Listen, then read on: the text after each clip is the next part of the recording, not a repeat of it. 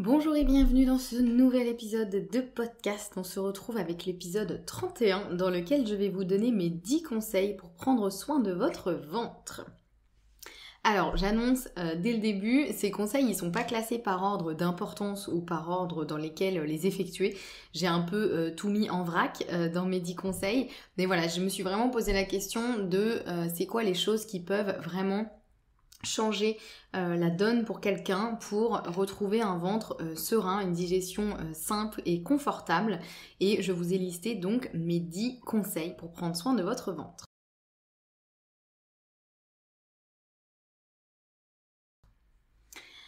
Alors le premier, je pense que vous l'aurez compris si vous avez écouté mon épisode précédent, donc l'épisode numéro 30, où je vous parlais d'un conseil que vous n'avez pas envie d'entendre et qui pourtant pourrait tout changer. Eh bien, le premier conseil sera évidemment de bien mastiquer. Je ne vais pas vous refaire tout l'épisode 30, je vous invite à aller l'écouter si vous ne l'avez pas encore écouté pour comprendre à quel point la mastication est vraiment importante et c'est pas juste un effet de mode. Mais évidemment, le premier conseil, c'est bien sûr de bien mastiquer, parce que sans ça, tout le reste sera plus ou moins inutile, on va dire. Donc, premier conseil, bien mastiquer.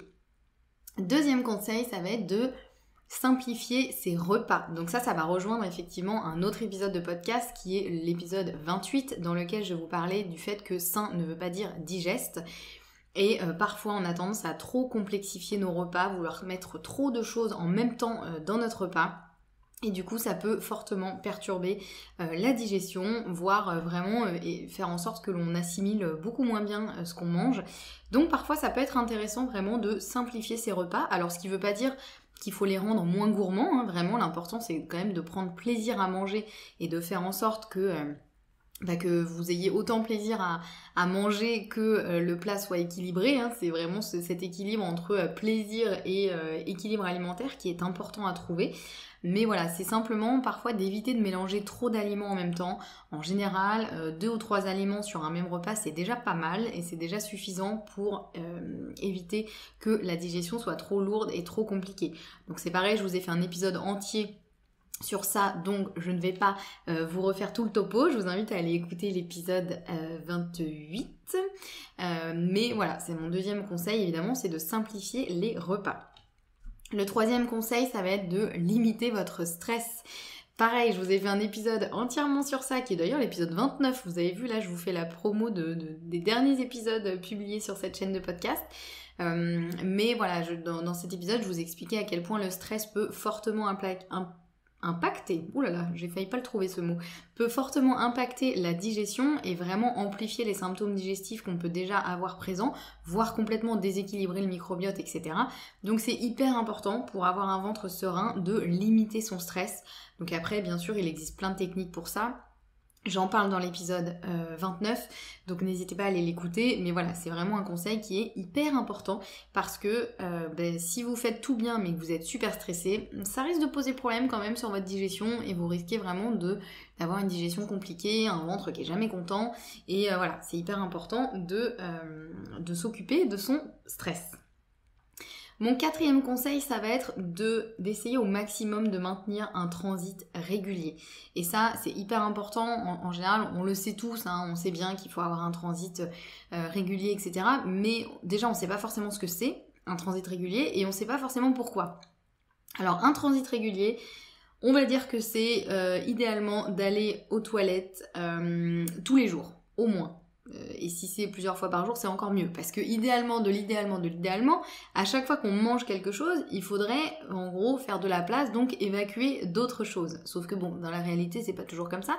Mais déjà, si vous allez à la selle une fois par jour, c'est déjà pas mal. Une fois tous les 2 jours, à la limite, si vous avez un transit qui est un peu lent, mais il est hyper important d'avoir un transit qui fonctionne bien, qui est suffisamment régulier. Parce que sinon, tout simplement, vous allez déjà garder des déchets qui ne devraient pas rester dans votre corps. Et ça, c'est pas souhaitable. Et en plus de ça, ça peut fortement perturber le microbiote, la digestion, etc. Donc c'est hyper compliqué d'avoir un ventre serein et une digestion confortable si vous avez un transit qui est trop ralenti. Après, s'il est trop accéléré, c'est aussi problématique, mais en général, là, il faut plutôt aller chercher effectivement la cause, même si bien sûr dans la constipation aussi, hein, il y a une cause, mais il y a plus de conséquences, on va dire, dans la constipation que la diarrhée, en tout cas en termes de vraiment sur l'aspect digestif. Bien sûr, la diarrhée n'est pas non plus souhaitable, hein, si elle dure dans le temps.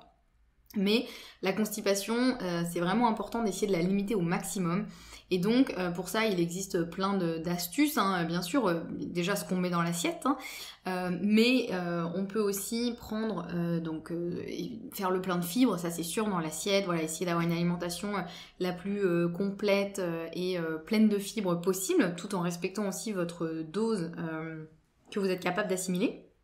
Parce que les personnes qui ont une digestion trop sensible et compliquée, si elles mangent trop de fibres, ça va faire l'effet inverse, c'est-à-dire que ça va les ballonner et ça va pas du tout être agréable. Donc il faut y aller petit à petit et voilà, prendre plutôt des choses, on va dire, semi-complètes, etc.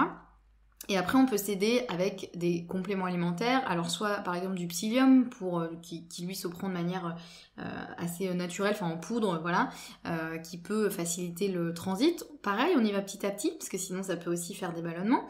Et puis moi il y a un truc que j'adore, c'est la chlorophylle.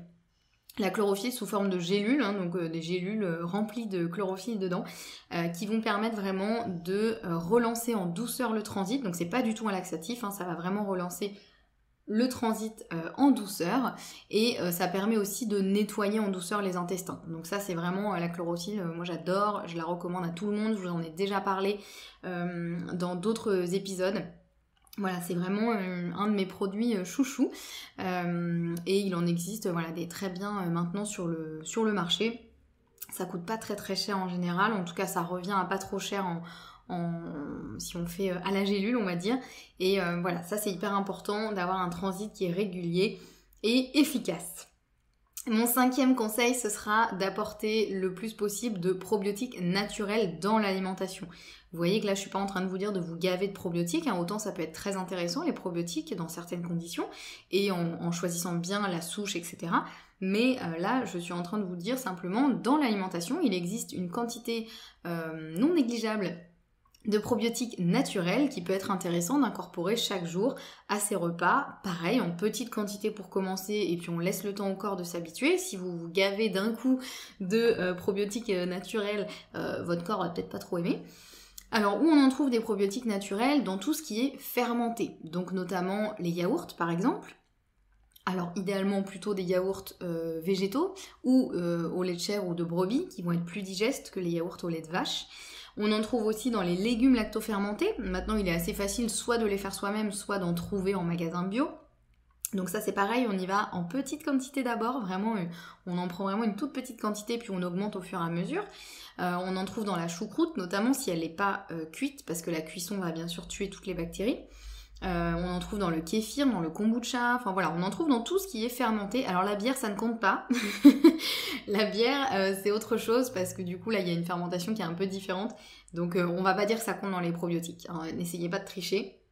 Donc voilà, c'est important d'avoir des probiotiques au quotidien, en petite quantité, hein, ça sert à rien de vous gaver de ces aliments-là, mais simplement d'essayer d'en apporter un petit peu au quotidien, voilà, pour nourrir votre flore intestinale avec des bonnes bactéries.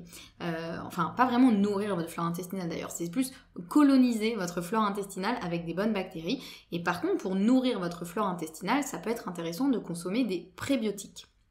Donc là, les prébiotiques, ça va être la nourriture de vos bonnes bactéries.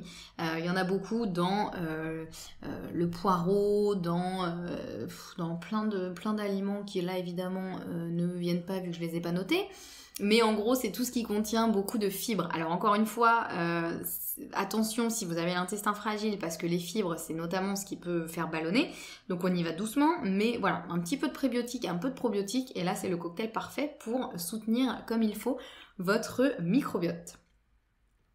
6e conseil, ça va être de faire le plein d'oméga 3, de zinc et de vitamines. Parce que ce sont un peu les trois éléments de l'intestin, on va dire.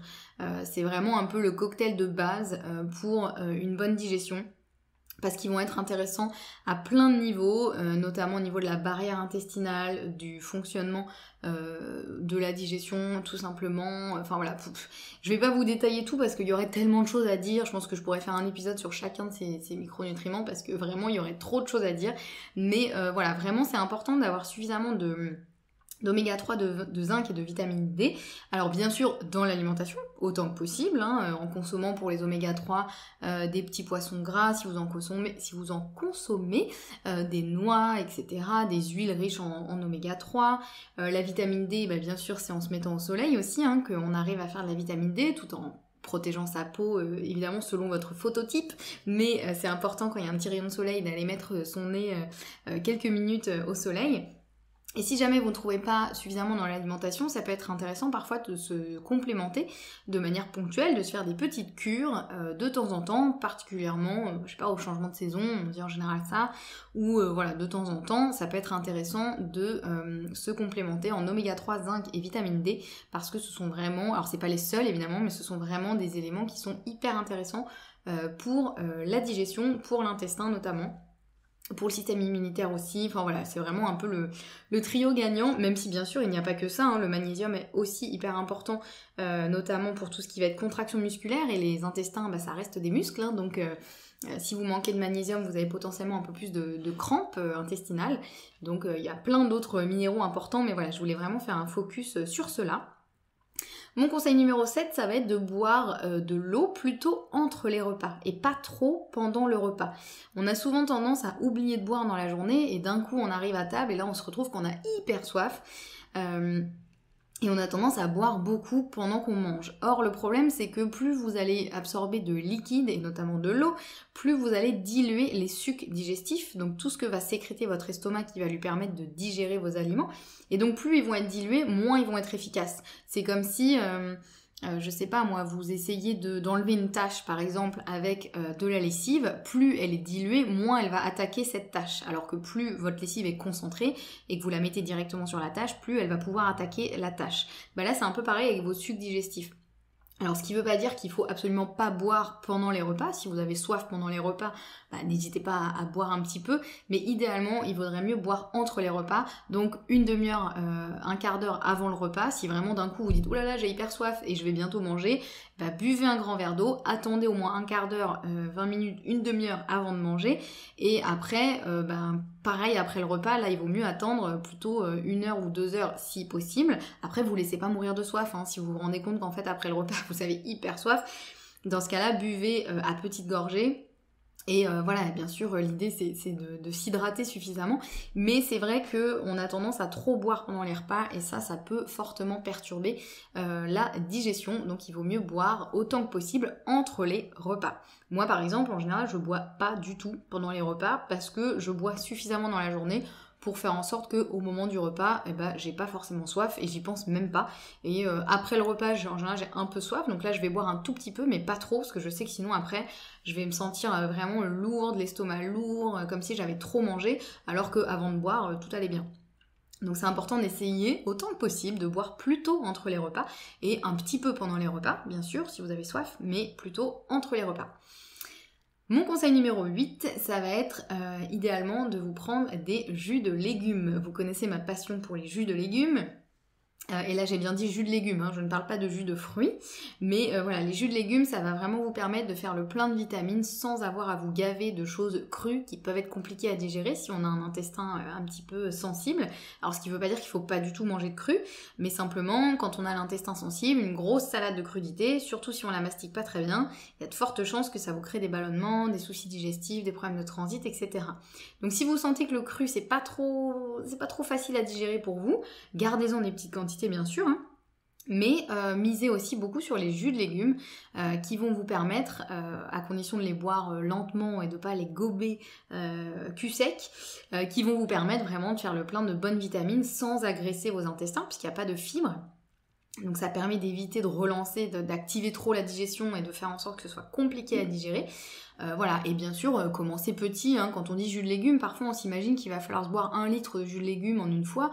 Pas du tout, hein. Vraiment, prenez-vous un petit verre de jus de légumes ou un demi-verre de jus de légumes, ce sera déjà bien mieux que rien. Et puis pareil, n'hésitez pas à commencer petit, à adapter au fur et à mesure, augmenter les quantités, voyez comment ça se passe, essayez de varier les types de jus de légumes.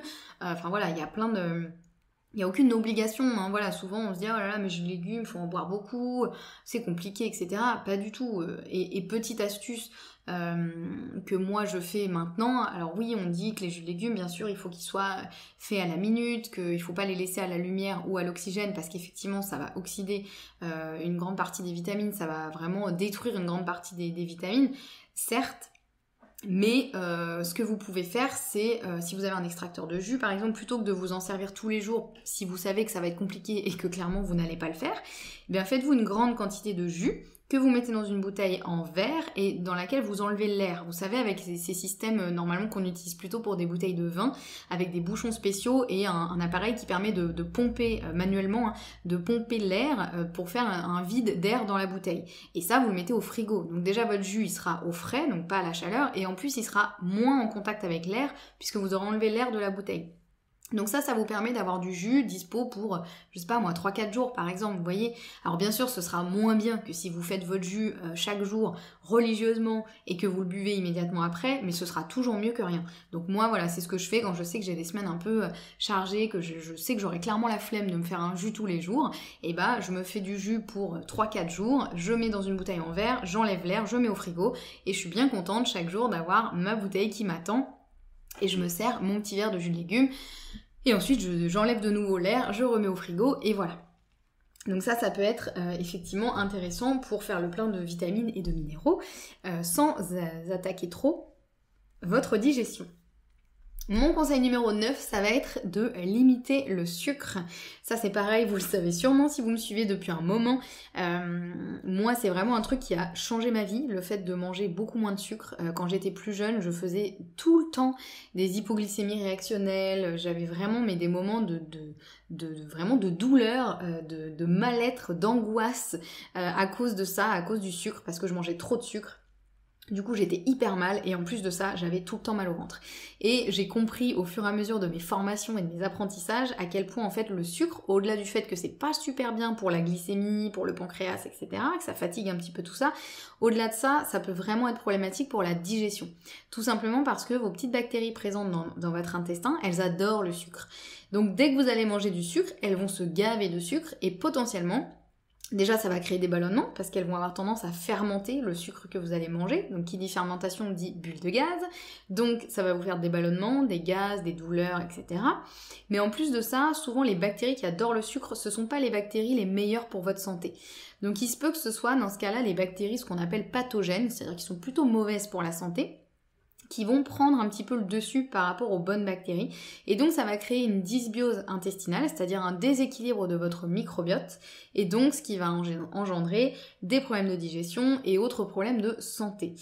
Donc ça, faites le test, si vous avez tendance à manger beaucoup de sucre, et bien essayez pendant quelques jours d'en manger beaucoup moins, et je pense que vous serez vraiment surpris de voir à quel point votre digestion sera bien plus facilitée en mangeant moins de sucre et en mangeant moins de...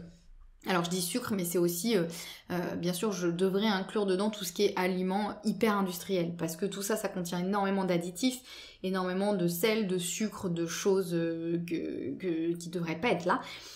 Et ça, c'est évident que ça perturbe aussi beaucoup la digestion. Donc là, j'ai fait un focus sur le sucre, parce que c'est un peu le truc le plus gros, on va dire, mais voilà, c'est important, évidemment, pour votre digestion, notamment, hein. Il y a plein d'autres aspects au niveau du sucre, mais là on fait un focus sur le ventre et la digestion. C'est important de limiter le sucre. Et puis, et oui d'ailleurs, si vous avez besoin d'aide sur ça, j'ai une formation entièrement dédiée sur comment diminuer sa consommation de sucre tout en gardant le plaisir de manger, parce que ça c'est quand même très important. Donc je vous remets le lien en description de cet épisode. Et on arrive à mon 10e conseil pour prendre soin de votre ventre, et ça va être de limiter le café. Alors ne criez pas, ne me criez pas dessus, les amateurs de café. Je suis moi-même une grande amatrice de café. J'adore ça depuis toujours. Sauf que le café et moi, on n'est pas très amis parce que déjà, je suis un peu intolérante à la caféine. C'est-à-dire que ça a tendance à vraiment me transformer en gremlins. Et en plus de ça, le café a vraiment tendance à perturber la digestion de manière assez significative. Pour plusieurs raisons. La première étant que le café c'est très acide, donc ça va avoir tendance à acidifier tout le système digestif. Donc ça c'est... Alors autant l'estomac il faut qu'il soit acide pour bien digérer, mais quand c'est trop acide, c'est pas génial pour la digestion. Et pour le reste d'ailleurs, et pour le transit. En plus de ça, la caféine, ça va avoir tendance à faire sécréter du cortisol qui va agir sur les contractions musculaires de l'intestin. Donc ça va avoir tendance à accélérer le transit. C'est pas pour rien que, en général, quand on boit du café, ça active bien le transit et il y a même certaines personnes qui ne peuvent pas se passer de café pour aller aux toilettes. Donc là, c'est que... les muscles intestinaux ils sont devenus un petit peu feignants et le café ça les active. Donc certes le café peut avoir plein d'intérêts, faut pas diaboliser non plus le café, hein. Moi j'ai beau ne pas super bien le supporter, j'en bois quand même assez régulièrement, mais par contre je me limite à un café par jour, jamais plus, parce que les fois où j'ai essayé de faire plus ça s'est très mal passé. Donc c'est vraiment les jours où j'en bois, c'est un par jour. En général, j'essaie de le faire pas trop fort. Et pareil, si je vais en prendre un, je sais pas, dans un café, en général, vous savez, ils demandent est-ce que vous voulez 1 ou 2 shots d'espresso. Moi, c'est toujours 1, jamais 2, parce que sinon, vous me perdez immédiatement. Donc voilà, donc l'idée, c'est vraiment d'essayer de limiter le café, ce qui veut pas dire l'enlever complètement, mais simplement d'adapter votre consommation aussi à votre ressenti. Si vous avez l'impression que ça vous fait absolument rien le café, dans ce cas-là, continuez, tout en essayant de limiter quand même votre consommation à des doses raisonnables. Si par contre vous sentez qu'effectivement, quand vous buvez du café, vous avez un peu mal à l'estomac, le cœur qui palpite, la digestion qui est un peu perturbée, que vous avez tendance à avoir mal au ventre, le ventre qui gonfle, le transit qui s'accélère, etc., dans ce cas-là, rendez-vous service, essayez vraiment de limiter votre consommation et d'essayer de ne pas en boire tous les jours, et si vous en buvez, de vous limiter à un seul café par jour, parce que vraiment, malheureusement, le café, c'est pas le meilleur ami de la digestion. Et ça me fait mal de dire ça, parce que vraiment j'adore ça. J'adore en plus vraiment le rituel du café. Moi chez moi j'ai pas de machine Nespresso. Moi, je me fais toujours ce qu'on appelle des slow coffee, donc avec une Chemex ou une Aeropress, ou les connaisseurs sauront de quoi je parle. Mais j'adore le rituel du café, etc. Moudre ses grains de café, faire chauffer l'eau, tout ça. Donc c'est pour ça que je garde le café quand j'en ai envie, parce que c'est vraiment un rituel, c'est quelque chose qui me fait du bien. Mais je sais qu'il faut vraiment que je limite ma consommation, et quand j'ai la digestion qui est pas contente, en général, j'essaie de vraiment l'éliminer. Donc voilà pour mon 10e conseil. On arrive à la fin de cet épisode, j'espère que ces 10 conseils vous auront servi. Je vais vous les répéter très rapidement pour faire un petit résumé de cet épisode. Donc premier conseil, bien mastiquer. Deuxième conseil, simplifier ses repas. Troisième conseil, limiter son stress. Quatrième conseil, maintenir un transit régulier. Cinquième conseil, consommer des probiotiques naturels dans l'alimentation. Sixième conseil, faire le plein d'oméga 3, de zinc et de vitamine D. Septième conseil, boire plutôt en dehors des repas. Huitième conseil, boire des jus de légumes pour faire le plein de vitamines sans avoir à se gaver de cru.